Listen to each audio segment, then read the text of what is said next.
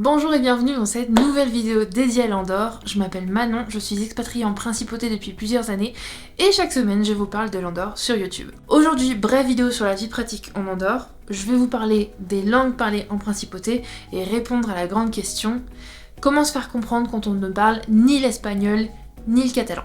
Eh bien, bienvenue au club. Je fais partie de ces expatriés qui sont arrivés en principauté en ayant fait allemand au collège et ne connaissant absolument rien ni à l'espagnol ni au catalan. Et je vais donc vous raconter un peu mon parcours, mes points bloquants et mes réussites. Pour ceux qui savent où se trouve l'Andorre mais qui ne savent pas quelle langue est parlée ici, c'est un peu compréhensible. Quelle est la langue officielle? Même si l'Andorre est une principauté franco-catalane, puisqu'elle est détenue à la fois par le président de la République française et par l'évêque d'Urgell, il y a une seule langue officielle ici, et c'est le catalan.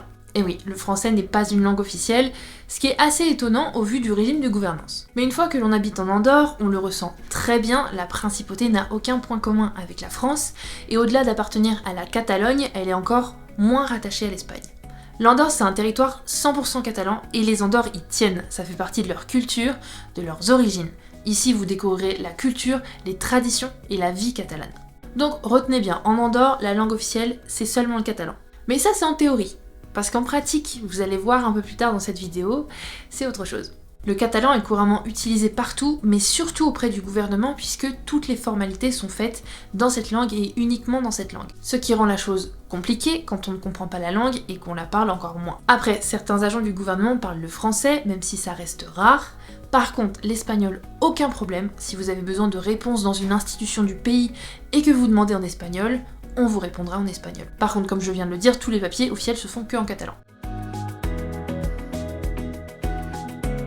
Si vous souhaitez vous installer en Andorre mais que vous ne parlez ni l'espagnol ni le catalan, pas de panique, tout va bien se passer. Si je devais faire un palmarès des langues hors catalan parlées en principauté, je dirais que l'espagnol est la première langue, le portugais la deuxième, et enfin le français en troisième. Après, ce n'est que mon avis, mais je sais qu'il y a une grosse communauté de portugais ici et que c'est souvent mélangé avec l'espagnol. Comme je l'ai dit un peu avant, en théorie le catalan est la langue officielle de l'Andorre, mais en pratique, ici, c'est autre chose.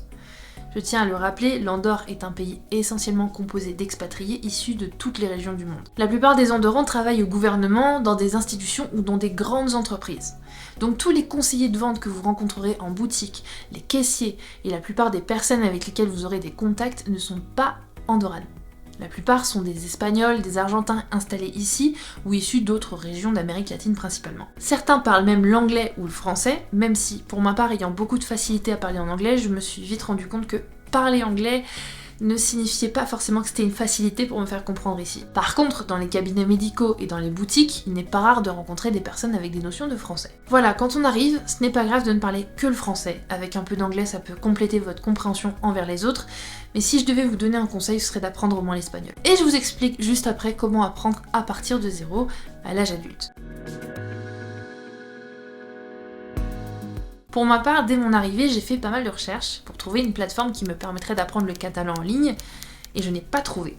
Finalement, je me suis tournée en premier vers l'espagnol. Pourquoi? Tout simplement parce que j'ai fait le choix de la facilité.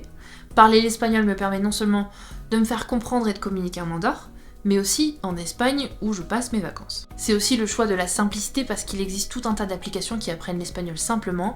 Personnellement, j'ai utilisé et j'utilise encore Duolingo qui est pour moi un très bon moyen d'apprendre les bases de l'espagnol facilement. Et ensuite, je me suis tournée vers le catalan pour m'intégrer un peu plus ici, en guise de respect pour ce pays qui m'accueille et dont j'adore la culture.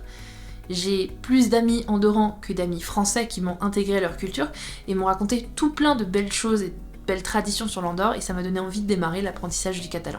Ici, ce que je trouve vraiment chouette, c'est que le gouvernement propose des cours de catalan gratuits pour tous les niveaux. Ce sont des cours intensifs qui sont soit dispensés en physique, soit en ligne. Mon cher et tendre avait opté pour les cours en présentiel dès son arrivée dans le pays, mais ça a été assez rapidement contraignant puisque c'est 4 heures par semaine en classe, à des horaires pas franchement praticables quand on a une entreprise à faire tourner ou même un travail puisque c'est soit dans la matinée, soit tard le soir. Pour ma part, je me suis tournée vers une autre alternative qui est l'apprentissage du catalan en ligne, et c'est une formule qui fonctionne plutôt bien pour moi. Tous les lundis et tous les jeudis, nous avons les cours qui sont ajoutés sur Google Classroom, avec un cours et des exercices écrits et oraux. Il y a aussi un tutorat une fois par semaine via Google Meet. Il y a un nombre d'unités à faire et à la fin de chacune de ces unités, on a un test à passer avec de l'écrit et de l'oral.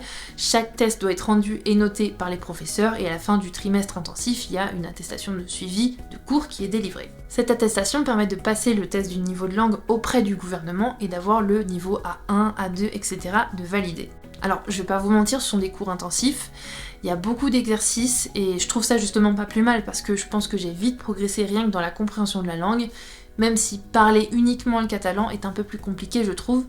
Bon, j'arrive quand même à mieux m'en sortir. Et de toute manière, ici, on parle ce qu'on appelle le catagnol, qui est un mélange entre l'espagnol et le catalan, très pratique quand on ne trouve pas ces mots dans une langue, mais qu'on les trouve dans une autre. Voilà, j'espère que cette vidéo vous aura plu, j'espère qu'elle vous aura apporté des réponses. N'hésitez pas à me le dire en commentaire, qu'est-ce que vous aimeriez savoir sur l'Andorre, si vous avez des questions, etc.